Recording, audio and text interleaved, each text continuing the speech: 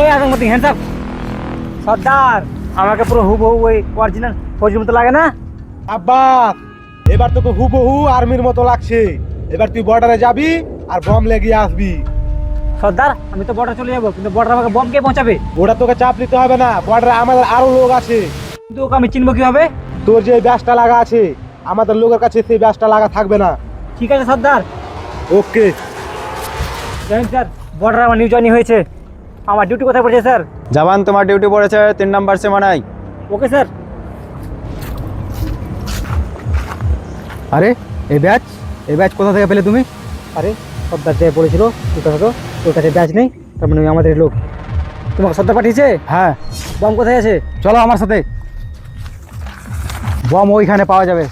ঠিক আছে।